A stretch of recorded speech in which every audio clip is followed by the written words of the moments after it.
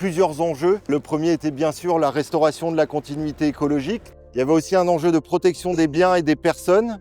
Également un enjeu de préservation de la roselière en amont de la route départementale. Et on avait enfin un enjeu de qualité des eaux. On peut voir également qu'on a fait un passage à faune pour tout ce qui est mammifères aquatiques.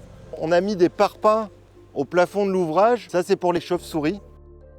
On a mis un voile béton en amont de l'ouvrage. L'objectif, c'est de protéger les biens et les personnes et éviter des inondations en aval. La rapidité ne doit pas s'expliquer uniquement par l'absence de précipitation, mais surtout le grand professionnalisme qui a été marqué tout au long de l'opération. Depuis quelques années, on travaille sur le pont Plaincoat et le Lapic avec Andour.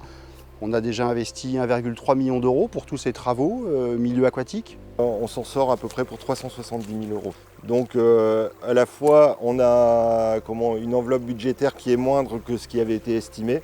Et puis je le redis, mais c'est important vu le contexte local, c'est qu'on avait prévu 3 mois de travaux et on les a fait en 7 semaines.